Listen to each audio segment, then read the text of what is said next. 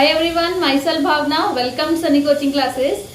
अगर आप पंजाब यूनिवर्सिटी चंडीगढ़ से करना चाहते हो बी फार्मेसी का कोर्स, या फिर आप वहां से BSc honours mathematics, BSc honours mathematics and computing, या फिर बीएससी जैसे फिजिक्स में, केमिस्ट्री में, बॉटनी में, जोलॉजी में, एंथ्रोपोलॉजी में, ऐसे किसी कोर्स में, तो मैं आपको बता दूं कि वहां पर जो एडमिशन्स हैं वो डायरेक्टली आफ्टर जो 12th हैं या जो आपके बोर्ड एग्जाम्स के ऊपर बेस्ड हैं वो नहीं होती।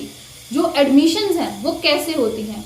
एडमिशन्स होती हैं बेस्ड ऑन एंट्रेंस टेस्ट। बिल्कुल, तो पंजाब यूनिवर्सिटी का एंट्रेंस टेस्ट है PUCET UG। PUCET UG जो एंट्रेंस टेस्ट है उसके बेसिस पे एडमिशन्स होती हैं। हाँ बिल्कुल, यहाँ पर आप 25% जो स्कोर देखा जाएगा वो आपके बोर्ड्स का देखा जाएगा, बट जो रिमेनिंग 75% वेटेज है वो किसकी है? जो आप एंट्रेंस टेस्ट में स्कोर लोगे उसकी। तो आप मेजर जो अभी ध्यान दे सकते हो वो किस चीज पे है? एंट्रेंस पे है। बोर्ड्स वैसे भी निकल चुकी हैं, तो अब वो तो कोई समय है नहीं आपके पास कि आप सोचो कि हाँ हम बोर्ड को देख ले, वो तो निकल गया टाइम, वो तो जैसा रिजल्ट आना है वैसे ही आना है। और वैसे भी उसकी कंट्रीब्यूशन यहाँ पे 25% तक की है, बट जो मेन कंट्रीब्यूशन है 75% तक जो कंट्रीब्यूशन है वो है आपके एंट्रेंस टेस्ट के ऊपर बेस्ड। तो इस वीडियो में मैं आपको बता देती हूँ कि उसका क्या सिलेबस होता है, कितना कट ऑफ जाता है, कौन सा कोर्स है, सबसे ज्यादातर जो डिमांडिंग कोर्स है वहां का पंजाब यूनिवर्सिटी चंडीगढ़ का वो कौन सा है, और भी बहुत सारी बातें, इसकी कैसे तैयारी करनी चाहिए, क्या गाइडेंस है। सो स्टार्ट करते हैं video, let's start.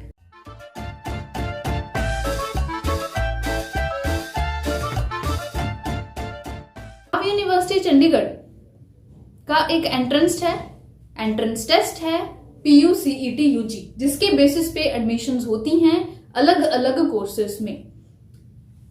Most demanding जो कोर्स है वहां का वो है बी फार्मेसी।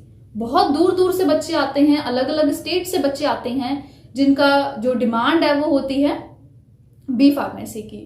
हाँ, एक चीज बच्चे सोचते हैं कि वो पंजाब यूनिवर्सिटी में पंजाब वालों को कोई रिजर्वेशन मिलेगा या कुछ ऐसा होगा कि हाँ पंजाब वाले बच्चे जाएंगे, अदर स्टेट्स वाले बच्चे नहीं जाएंगे, ऐसा कुछ नहीं है।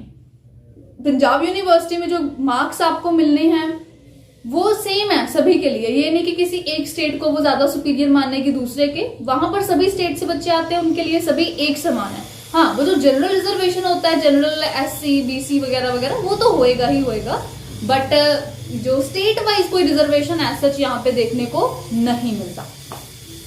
तो अब बारी आती है कि इसका सिलेबस क्या है। तो +1 एंड +2 का पूरा सिलेबस इसमें आएगा, +1 का भी +2 का भी पूरा सिलेबस की आपको तैयारी करनी चाहिए।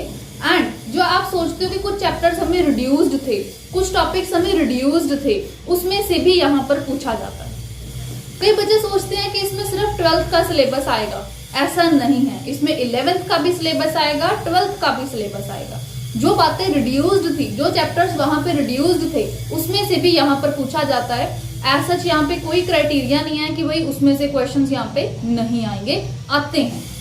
अगर आप क्वेश्चंस को ध्यान से देखोगे, रीड करोगे, समझने की कोशिश करोगे, तो वो हर एक पार्ट से पूछा जाए। अब हमें यहाँ पर कौन कौन से सब्जेक्ट्स आएंगे पेपर में? क्या हमें सिर्फ एक ही सब्जेक्ट आएगा या हमें सारे सब्जेक्ट्स आएंगे? पेपर में क्या क्या पैटर्न रहता है, कौन कौन से सब्जेक्ट्स आते हैं? मेन बच्चों का जो यहाँ पर होता है कि हमें पता तो लगे कि हम पढ़ें क्या, कौन सा सब्जेक्ट तैयार करें, कौन सा सब्जेक्ट तैयार ना करें, पता होना चाहिए। कोई भी बच्चा जो एंट्रेंस देने के लिए जा रहा है, जब तक उसे यही नहीं पता कि कौन सी चीज करनी है, कौन सा सब्जेक्ट नहीं पढ़ना, तब तक कोई फायदा नहीं है। तो बच्चे, हमारा जो सजेशन है वो ये है कि यहाँ पे आपको तीनों सब्जेक्ट्स फिल करने चाहिए। तीनों सब्जेक्ट्स, अगर आप नॉन मेडिकल से हो तो फिजिक्स केमिस्ट्री मैथ्स के साथ अप्लाई करना चाहिए, अगर आप मेडिकल से हो तो फिजिक्स केमिस्ट्री बायो के साथ अप्लाई करना चाहिए। आप ये मत सोचो कि हाँ हम एक सब्जेक्ट के साथ चले जाए, हालांकि आप ऐसा कर सकते हो। मान लो अगर आपने BSc ऑनर्स मैथमेटिक्स में करना है ना, तो आप सिर्फ मैथ्स के साथ अप्लाई कर सकते हो, नो डाउट।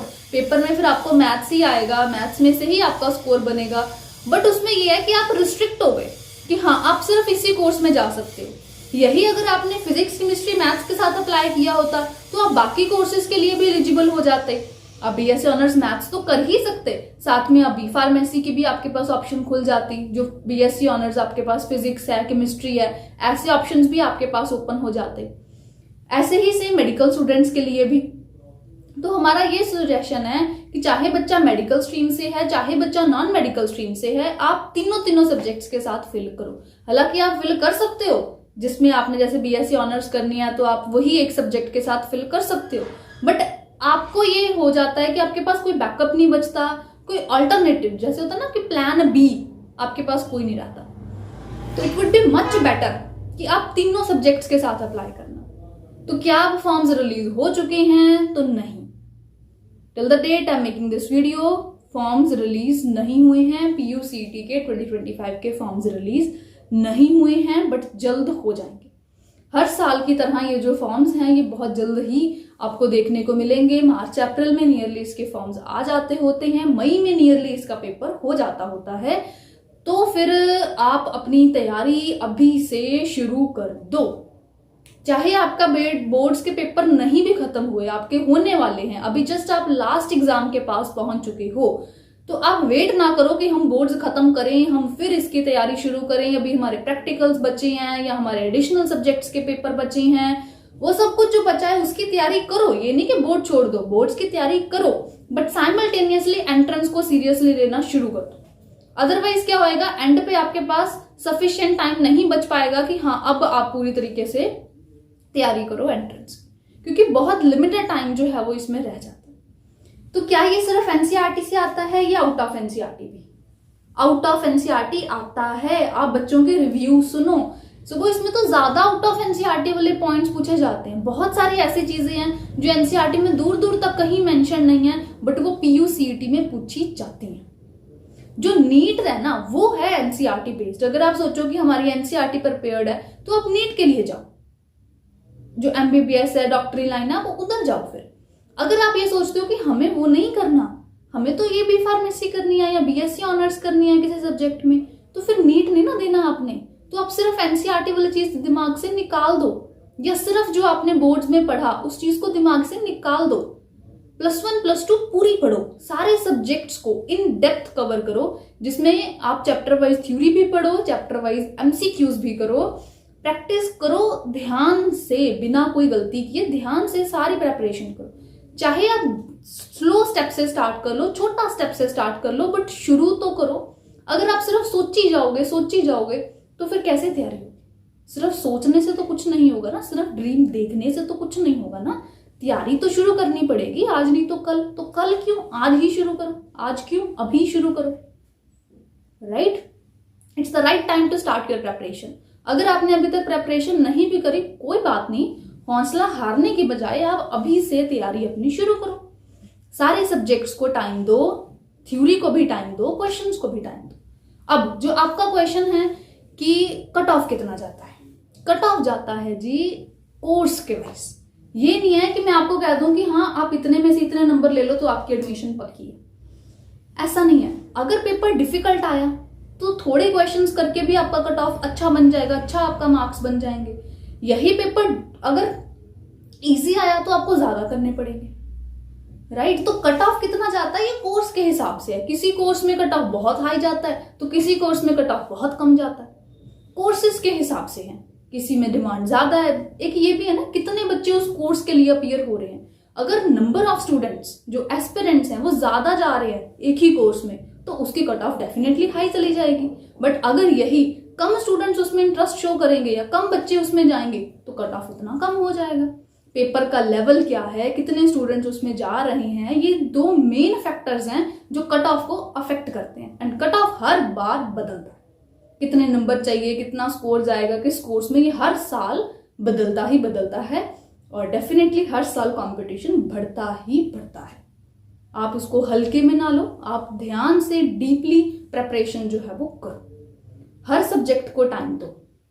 सिलेबस पता चल गया, +1 +2 पूरा तीनों सब्जेक्ट्स की तैयारी करो। कट ऑफ का आइडिया हो गया तो, और एनसीईआरटी क्या है, आउट ऑफ एनसीईआरटी वही पता चल गया कि आउट ऑफ एनसीईआरटी भी पढ़ना जरूरी है। अदरवाइज जब आप पेपर दे के आओगे ना तो आप फिर ऐसे पकड़ के बैठ जाओगे कि मैं तो सिर्फ एनसीईआरटी करके चला गया या चली गई, वहां पे तो बहुत कुछ आ गया। तो अभी मैं मेंटली प्रिपेयर करवा रही हूँ, आपको डरा नहीं रही, मेंटली प्रिपेयर करवा रही हूँ कि हाँ आपको इस चीज को फेस करना पड़ सकता है इन फ्यूचर। तो अभी से प्रिपेयर्ड रहो, अभी से तैयारी रखो। राइट। तैयारी कैसे करनी चाहिए? क्या हम थ्योरी पढ़ें या हम क्वेश्चंस करें? क्वेश्चंस कैसे? जैसे सब्जेक्टिव बोर्ड्स में आते थे या ऑब्जेक्टिव? दोनों। थ्योरी भी पढ़ो, क्वेश्चंस भी करो। सब्जेक्टिव क्वेश्चन करने की अब जरूरत नहीं है, मतलब जैसे कोई क्वेश्चन होता है 2 मार्क्स क्वेश्चन, 5 मार्क्स क्वेश्चन, उस चीज की अब जरूरत नहीं है, वो बोर्ड्स तक ही था।